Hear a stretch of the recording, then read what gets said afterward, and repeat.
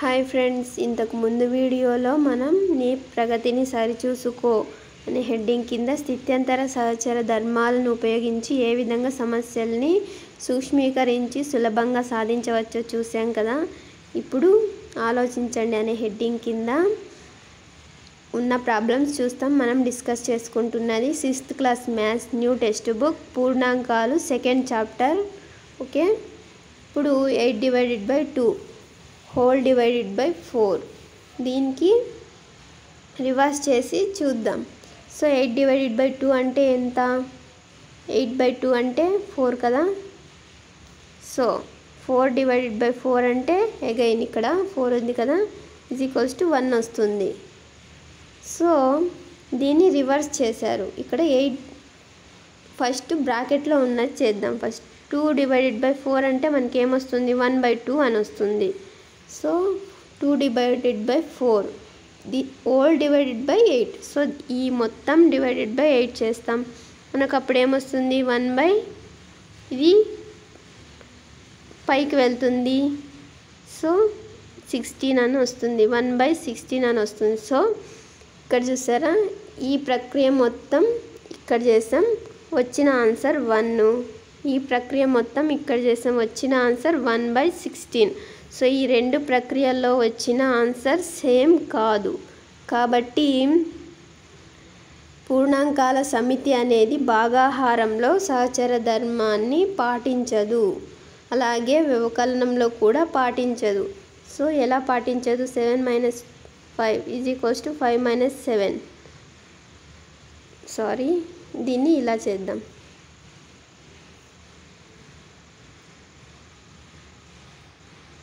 ఇలా చేసామనుకోండి. ఇప్పుడు 2 - 7 అంటే ఎంత? మనకు -5 వస్తుంది. -5 అగైన్ -5. దీన్ని ఇలా రాసేస్తాం. 2 మైనస్ ఇక్కడ ఏముంది? 7 - 5 అంటే 2 వస్తుంది. సో 2 - 2 అంటే ఇక్కడ 0 వస్తుంది, ఇక్కడ -10 వస్తుంది. సో ఇది సమానం కాదు. కాబట్టి వ్యవకలన ప్రక్రియలో కూడా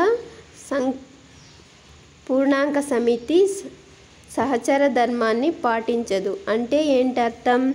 పూర్ణాంకాల సమితి సహచర ధర్మాన్ని వ్యవకలనంలో మరియు భాగాహారంలో కూడా పాటించదు. ఓకే, నెక్స్ట్ చూద్దాం. కింది వాటిని పరిశీలించండి. సో ఇక్కడ పరిశీలిస్తే ఏంటి? కొన్ని బాక్స్ ఇచ్చారు, దాన్ని కట్ చేశారు. సో ఇక్కడ చూడండి, ఇక్కడ 2 వరుసలు ఎన్ని ఉన్నాయి? ఇలా 4 ఉన్నాయి. సో 2 × 4. సో 2 వరుసలు అనేవి ఇలా 4ని కట్ చేసి ఇక్కడ పెట్టారు. దాన్నే 2 × 4గా రాసాం. మిగిలినవి ఇలా 3 వరుసలు, ఇలా 3 పెట్టెలు ఉన్నవి ఎన్ని ఉన్నాయి? 4 ఉన్నాయి. సో 3 × 4. దీన్ని గళ్ళ కాగితాన్ని ఉపయోగించి చేశారు.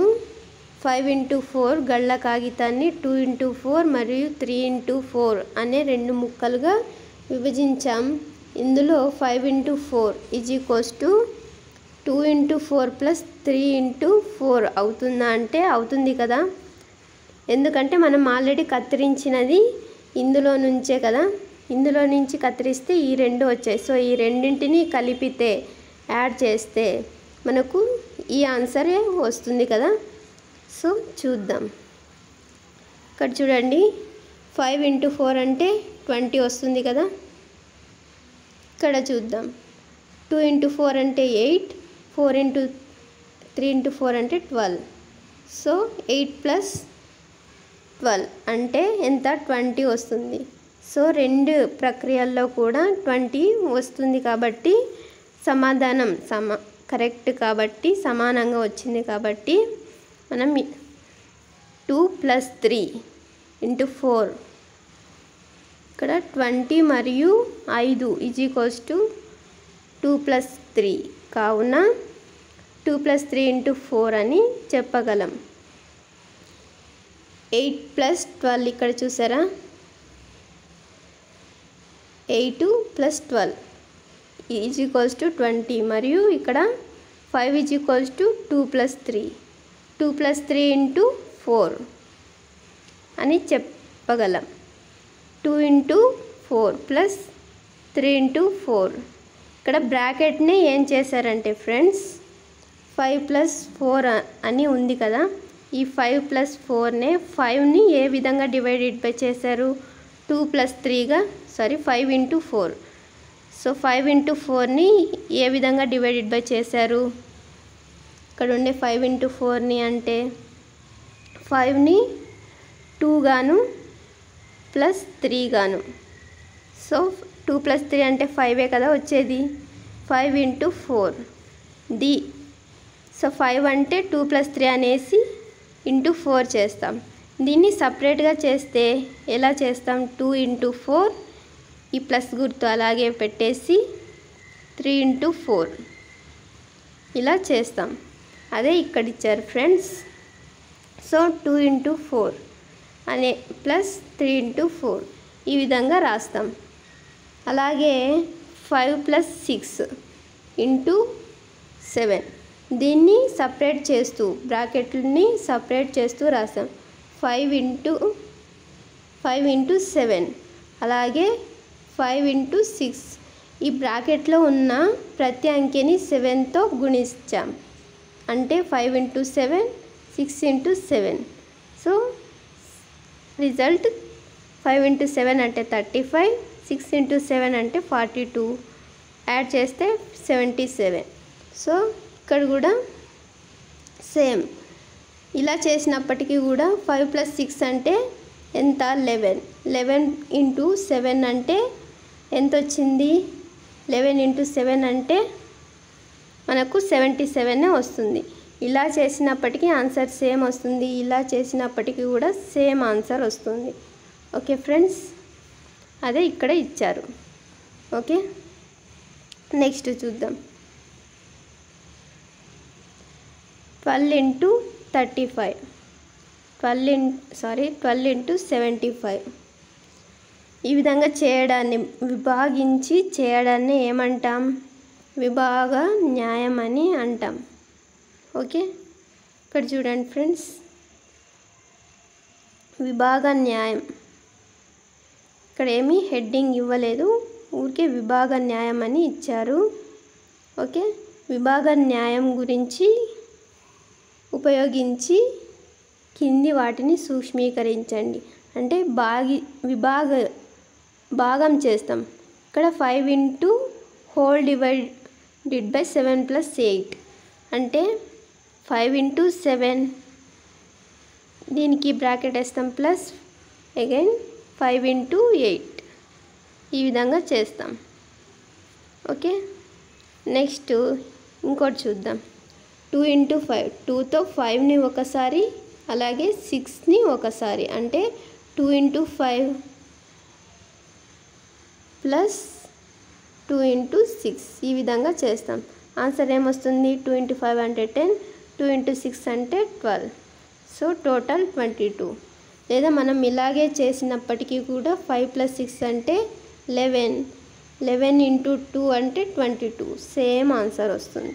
సో విభాగ న్యాయం ఉపయోగించి సూక్ష్మీకరిస్తాం మనం. ఓకే, ఇంకోటి ఇక్కడ చూసారా ఫ్రెండ్స్, 4 ఇచ్చారు. దీన్ని ఎలా విభాగ న్యాయం ఉపయోగించి చేస్తాం. ఇక్కడ 19 ఉంది, ఇక్కడ కూడా 19 ఉంది. సో 19ని ఇక్కడ మధ్యలో ప్లస్ గుర్తుంది, 19ని కామన్ తీసామనుకోండి, ఇక్కడ 7 ప్లస్ గుర్తు అలాగే పెట్టేసాం, ఇంకా మిగిలింది 3. సో 19 అనేది ఇక్కడ 3ని గుణిస్తోంది, అలాగే 7ని కూడా గుణిస్తోంది. కాబట్టి 19 × హోల్ మల్టిప్లికేషన్ × 7 + 3 అంటే 19 ఇక్కడ 7 + 3 అంటే ఎంత 10 = 19 × 10 అంటే 190.